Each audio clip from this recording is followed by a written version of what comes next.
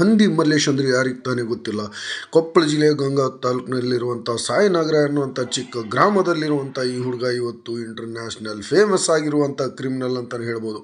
ಅದೇನು ಕ್ರೈಮ್ ಮಾಡಿದ್ದ ಅನ್ನುವಂಥದ್ದನ್ನು ಹೇಳ್ತಾ ಇದ್ದೀನಿ. ಅದಕ್ಕೂ ಮುಂಚೆ ದಯವಿಟ್ಟು ಎಲ್ಲರೂ ನನ್ನ ಚಾನಲನ್ನು ಸಬ್ಸ್ಕ್ರೈಬ್ ಮಾಡಿಕೊಳ್ಳಿ ಅಂತ ಹೇಳ್ತಾ, ಮಾರ್ಚ್ 6ನೇ ತಾರೀಕು 2025ರಂದು ಸಾಣಾಪುರ್ಲಿ ಕೊಪ್ಪಳ ಡಿಸ್ಟಿಕ್ನ ಅಂಜನಾದ್ರಿ ಬೆಟ್ಟದ ಪಕ್ಕದಲ್ಲಿರುವಂಥ ತುಂಗಭದ್ರಾ ಎಡದಂಡೆ ಕಾಲುವೆ ಮೇಲೆ ಒಂದು ಘನಘೋರ ದುರಂತ ನಡೆದಿತ್ತು. ಅವತ್ತು ಮಧ್ಯರಾತ್ರಿಯಲ್ಲಿ ಹಂದಿ ಮಲ್ಲೇಶ್, ಸಾಯಿ ಚೇತನ್ ಹಾಗೂ ಶರಣ್ ಬಸವ ಎನ್ನುವಂಥ ಈ ಒಂದು ಟೀಮ್ ಹೊರ ರಾಜ್ಯದ ಹಾಗೂ ವಿದೇಶಿ ಮಹಿಳೆಯರ ಮೇಲೆ ಮಾನಭಂಗ ಯತ್ನವನ್ನು ಮಾಡಿ ಒಬ್ಬ ಅಂತಾರಾಜ್ಯ ಪ್ರವಾಸಿಗನನ್ನು ಕೊಲೆ ಮಾಡಿತು ಅಂತಲೇ ಹೇಳ್ಬೋದು ವೀಕ್ಷಕರೇ. ಅಮೇರಿಕದ ಪ್ರವಾಸಿಗರಾದ ಡ್ಯಾನಿಯಲ್ ಎನ್ನುವಂಥವರು, ಇಸ್ರೇಲ್ನ ಮಹಿಳೆಯಾದ ಗ್ರೆಗರಿ ನಾಮ ಎನ್ನುವಂಥ ಮಹಿಳೆ, ಮಹಾರಾಷ್ಟ್ರದ ಪಂಕಜ್ ಎನ್ನುವಂಥ ಪ್ರವಾಸಿಗರು ಹಾಗೂ ಒರಿಸ್ಸಾದ ಬಿಬಾಸ ಬಸು ಎನ್ನುವಂಥವರು ತಾವು ಪ್ರತ್ಯೇಕವಾಗಿ ಈ ಕೊಪ್ಪಳ ಜಿಲ್ಲೆಯ ಆನೆಗುಂದಿ ಹತ್ತಿರ ಅಂಜನಾದ್ರಿ ಬೆಟ್ಟವನ್ನು ಹಾಗೂ ಈ ಸುತ್ತಮುತ್ತಲ ಏರಿಯಾವನ್ನು ನೋಡಲಿಕ್ಕೆ ಪ್ರವಾಸಕ್ಕಂತೇಳಿ ಬಂದಿರ್ತಾರೆ ವೀಕ್ಷಕರೇ. ಮಾರ್ಚ್ ತಿಂಗಳಲ್ಲಿ ಅವರು ಇಲ್ಲಿಗೆ ಬಂದಾಗ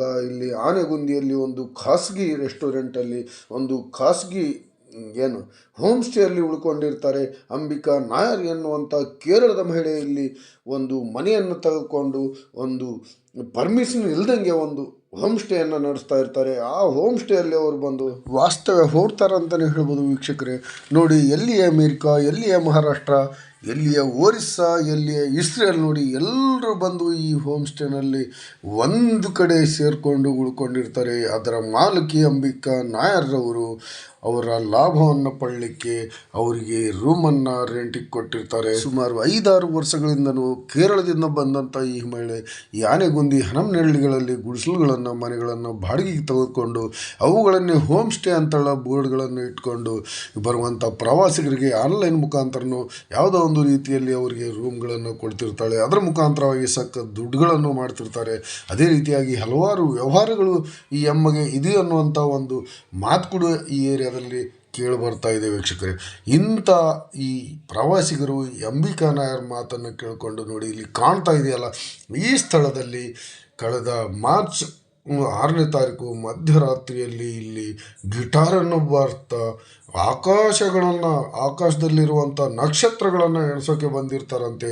ಎಂಥ ಹಾಸ್ಯಾಸ್ಪದ ಮಾತಲ್ವೇ, ನಕ್ಷತ್ರಗಳನ್ನು ಎಣಿಸೋಕೆ ಬಂದಿದ್ವಿ ಅನ್ನುವಂಥದ್ದು ದೊಡ್ಡ ಹಾಸ್ಯಾಸ್ಪದ ಮಾತಿದ್ರು ಕೂಡ ಇಲ್ಲಿ ಗಿಟಾರ್ ಬಾರಿಸಲಿಕ್ಕೆ ನೋಡಿ ಇದೇ ಸ್ಟೆಪ್ ಮೇಲೆ ಕೂತ್ಕೊಂಡು ಮಧ್ಯರಾತ್ರಿ 12-1 ಗಂಟೆ ಸಮಯದಲ್ಲಿ ಗಿಟಾರ್ ಬಾರಿಸ್ತಿರ್ತಾರಂತೆ.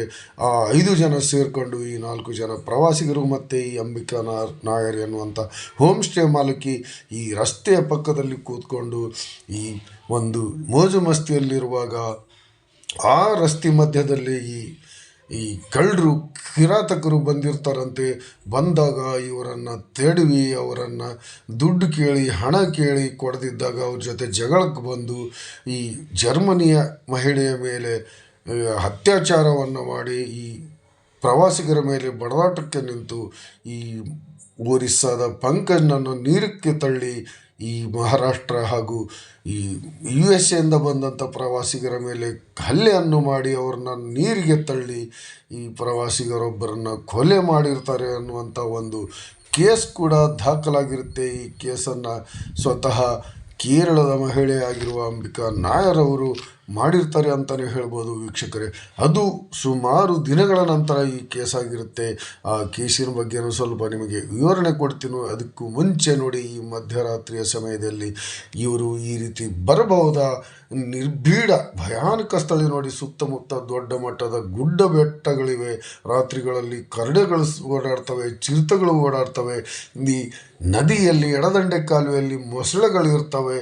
ಈ ಸ್ವಲ್ಪ ಕಾಲು ಜಾರಿದ್ರೂ ಆಯಿತು, ಈ ಕೆನಾಲ್ನಲ್ಲಿ ಬಿದ್ದು ಈಜು ಬರೆದಿದ್ರೆ ಯಮನ್ ಪಾದ ಸೇರುವಂಥ ಪರಿಸ್ಥಿತಿ ಇರುವಾಗ ಇವರು ಮಧ್ಯರಾತ್ರಿಯಲ್ಲಿ ಗಿಟಾರ್ ಬಾರಿಸೋಕಂತೇಳಿ ಈ ಭಯಾನಕ ಪ್ರದೇಶಗಳಲ್ಲಿ ಬರುವಂಥ ಅವಶ್ಯಕತೆ ಇತ್ತ ಎನ್ನುವಂಥದ್ದನ್ನು ವಿಚಾರ ಮಾಡಬೇಕಾಗಿದೆ ವೀಕ್ಷಕರೇ. ಯಾಕಂದರೆ ಈ ಅರ್ಧ ರಾತ್ರಿಯಲ್ಲಿ ಈ ಹೋಮ್ ಸ್ಟೇನ ಮಾಲಕರು ತಮ್ಮ ಲಾಭಕ್ಕಾಗಿ, ಮೋಜು ಮಸ್ತಿಗಾಗಿ ಈ ರೀತಿ ಮಧ್ಯರಾತ್ರಿಯಲ್ಲಿ ಎಲ್ಲಿ ಬೇಕಂದ್ರಲ್ಲಿ ಮಹಿಳೆಯರನ್ನ, ಹೆಂಗಸರನ್ನು ಕರ್ಕೊಂಡು ತಿರುಗಾಡುವಂಥದ್ದು ಎಲ್ಲೋ ಒಂದು ಕಡೆ ದೊಡ್ಡ ಅವಮಾನ ತರುವಂಥ ಅಮಾನವೀಯ ಕೃತ್ಯ ಅಂತಲೇ ಹೇಳ್ಬೋದು ವೀಕ್ಷಕರೇ.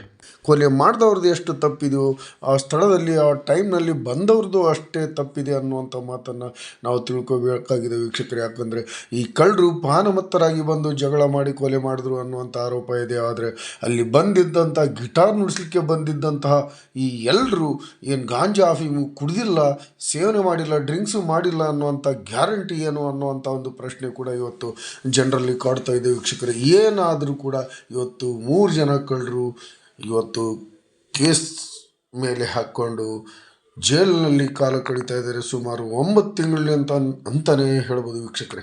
ಹಾಗಾದರೆ ಇವರಿಗೆ ಬಿಡುಗಡೆನೇ ಆಗ್ತಿಲ್ವ ಅನ್ನುವಂಥ ಒಂದು ವಿಷಯವನ್ನು ಕೇಳಿದಾಗ ಅವರಿಗೆ 2 ಸಾರಿ ಬೇಲ್ ರಿಜೆಕ್ಟ್ ಆಗಿದೆ ಅನ್ನುವಂಥ ಮಾಹಿತಿ ಸಿಗ್ತಾ ಇದೆ. ಹಾಗೂ ಈಗೇನಾದರೂ ಅವರು ಬೇಲಿಗೆ ಪ್ರಯತ್ನ ಮಾಡಬೇಕಾದ್ರೆ ಹೈಕೋರ್ಟ್ಗೆ ಹೋಗುವಂಥ ಪರಿಸ್ಥಿತಿ ಇದೆ ಅನ್ನುವಂಥ ಮಾಹಿತಿ ಸಿಗ್ತಾ ಇದೆ ವೀಕ್ಷಕರೇ. ಹಾಗಾದರೆ ಇವರ ಕತೆ ಏನು ಅಂತೀರಾ? ಅದು ದೇವರಿಗೆ ಗೊತ್ತು. ಕೋರ್ಟ್ನಲ್ಲಿ ಕೇಸ್ ನಡೀತಾ ಇದೆ, ಯಾವಾಗ ಮುಗಿಯುತ್ತೋ ಗೊತ್ತಿಲ್ಲ. ಸರ್ಕಾರ ಇವ್ರ ವಿರುದ್ಧ ಕೇಸ್ ದಾಖಲು ಮಾಡಿಕೊಂಡು ಅದರ ವಿಚಾರಣೆಯನ್ನು ನಡೆಸ್ತಾ ಇದೆ ಅಂತಲೇ ಹೇಳ್ಬೋದು ವೀಕ್ಷಕರೇ. ಆದರೆ ನಾನು ಇದೆಲ್ಲಕ್ಕೂ ಮಿಕ್ಕಿ ಇನ್ನೊಂದು ಕೇಸಿನ ವಿಷಯವನ್ನು ಇವತ್ತು ನಿಮ್ಮ ಮುಂದೆ ಹೇಳಲಿಕ್ಕೆ ಬಂದಿದ್ದೀನಿ. ಅದೇನೆಂದರೆ ಇದು ಹಂದಿ ಮಲ್ಲುನ ವಿಷಯ. ಅದೇನು ವಿಷಯ ಅಂದರೆ, ಈಗ ಸುಮಾರು 9 ತಿಂಗಳಿಂದ ಜೈಲಿನಲ್ಲಿರುವಂಥ ಈ ಹಂದಿ ಮಲ್ಲು ಮೇಲೆ ಇನ್ನೊಂದು ಕೇಸು ದಾಖಲಾಗಿದೆ. ಅದು ಯಾವ ಕೇಸಪ್ಪ ಅಂದರೆ, ಒಬ್ಬ ಅಪ್ರಾಪ್ತ ವಯಸ್ಸಿನ ಹುಡುಗಿ ಗರ್ಭಿಣಿಯಾಗಿ ಈ ಹಂದಿ ಮಲ್ಲಿನೇ ಅದಕ್ಕೆ ಕಾರಣ ಎನ್ನುವಂಥ ಒಂದು ರೀಸನ್ ಇಟ್ಕೊಂಡು ಇವರ ಮೇಲೆ ಪೋಕ್ಸೋ ಕೇಸನ್ನು ಕೂಡ ದಾಖಲು ಮಾಡಲಾಗಿದೆ ಇತ್ತೀಚೆಗೆ ಅನ್ನುವಂಥ ಒಂದು ಮಾಹಿತಿ ಬರ್ತಾ ಇದೆ ವೀಕ್ಷಕರೇ. ಅದಕ್ಕೋಸ್ಕರನೇ ನಾನು ಇದೆಲ್ಲ ಅವನ ಕ್ರೈಮ್ನ ಹಿಸ್ಟ್ರಿಯನ್ನು ಇಷ್ಟೊತ್ತು ಹೇಳಿದ್ದು. ನಂತರದಲ್ಲಿ ಅವರ ಒರಿಜಿನಲ್ ಕಥೆಯನ್ನು ಹೇಳ್ತಾ ಇದ್ದೀನಿ ನೋಡಿ.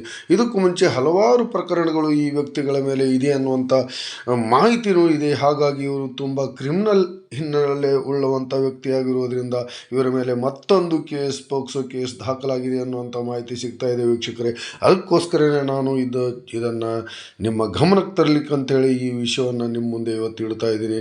ಎಲ್ಲ ಒಂದು ಕಡೆ ಇಂಟರ್ನ್ಯಾಷನಲ್ ಕಿಲ್ಲರ್ ಆಗಿರುವಂಥ ಈ ಹಂದಿ ಮಲ್ಲುಗೆ ಇವತ್ತು ಪೋಕ್ಸೋ ಕೇಸ್ ಇನ್ನೊಂದು ಮುಳುವಾಗಲಿದೆ ಅನ್ನುವಂಥದ್ದನ್ನು ನೋಡಬೇಕು. ಯಾಕಂದರೆ ಬೇಲ್ಗೆ ಪ್ರಯತ್ನ ಮಾಡ್ತಿರುವಂಥ ಸಂದರ್ಭದಲ್ಲಿಯೇ ಮತ್ತೊಂದು ಕೇಸ್ ದಾಖಲಾಗಿದ್ದು ಅವರೇನಾದರೂ ಹೊರಗಡೆ ಬರ್ತಾರೆ ಅನ್ನುವಂಥ ಸಮಯದಲ್ಲೇ ಮತ್ತೆ ಹೊರಗೋಗುವ ಎಲ್ಲ ರೀತಿಯ ಸಾಧ್ಯತೆ ಇದೆ ಅನ್ನುವಂಥ ಮಾಹಿತಿಯನ್ನು ನಾನು ನಿಮಗೆ ಹೇಳ್ತಾ ಇದ್ದೀನಿ. ಎಲ್ಲದಕ್ಕೂ ಮುಂಚೆ ಅವ್ರಿಗೆ ಬೇಲ್ ಆಗಬೇಕು, ಬಹಳ ಕಷ್ಟಪಟ್ಟರು ಬೇಲ್ ಸಿಗ್ತಾ ಇಲ್ಲ ಎನ್ನುವಂಥ ಮಾಹಿತಿನೂ ಗೊತ್ತಾಗ್ತಾ ಇದೆ. ಯಾಕಂದರೆ ಇದು ಇಂಟರ್ನ್ಯಾಷನಲ್ ಇರುವಂಥ ಒಂದು ಕೇಸು. ವಿದೇಶಿ ಮಹಿಳೆ ಮೇಲೆ ಅತ್ಯಾಚಾರ, ಅಂತಾರಾಜ್ಯ ಪ್ರವಾಸಿಗನ ಕೊಲೆ, ಈ ರೀತಿಯಾಗಿ ಹಲವಾರು ಪ್ರಕರಣಗಳು ಹಿಂದೆ ಇದ್ದರೂ ಕೂಡ ಎಲ್ಲವನ್ನು ಸೇರಿಸ್ಕೊಂಡು ಇವರು ಬೇಲನ್ನು ಅಷ್ಟು ಈಜಿಯಾಗಿ ಪಳ್ಳಿಕ್ಕಾಗಲ್ಲ ಅನ್ನುವಂಥ ಒಂದು ಮಾಹಿತಿ ಬರ್ತಾ ಇದೆ ವೀಕ್ಷಕರೇ. ಹಾಗಾಗಿ ಈ ವಿಷಯವನ್ನು ನಿಮ್ಮ ಗಮನಕ್ಕೆ ತರ್ತಾ ಇದ್ದೀನಿ. ಅದಕ್ಕೋಸ್ಕರನೇ ನಾನು ಈ ಎಲ್ಲ ಪೀಠಿಗೆಯನ್ನಿಟ್ಟು ಅವನ ಒರಿಜಿನಲ್ ವಿಷಯವನ್ನು, ಅವನ ಮೇಲೆ ಪೋಕ್ಸೋ ಕೇಸ್ ದಾಖಲಾಗಿರುವ ವಿಷಯವನ್ನು ಇವತ್ತು ನಿಮಗೆ ತಿಳಿಸ್ಲಿಕ್ಕೆ ಬಂದಿದೆ ಅಂತ ಹೇಳ್ತಾ ಇದ್ದೀನಿ ವೀಕ್ಷಕರೇ. ಈ ವಿಡಿಯೋ ನಿಮಗೆ ಇಷ್ಟ ಆಗಿದ್ದರೆ ನಿಮಗೆ ಏನು ಅನಿಸುತ್ತೆ ಈ ವಿಡಿಯೋ ಬಗ್ಗೆ, ಈ ಕೇಸ್ ಬಗ್ಗೆ ನಿಮಗೆ ಏನು ಅನಿಸುತ್ತೆ ಅನ್ನುವಂಥದ್ದನ್ನು ದಯವಿಟ್ಟು ಕಾಮೆಂಟ್ ಮಾಡಿ ಅಂತ ಹೇಳ್ತಾ ಎಲ್ರಿಗೂ ಧನ್ಯವಾದಗಳು ವೀಕ್ಷಕರೇ.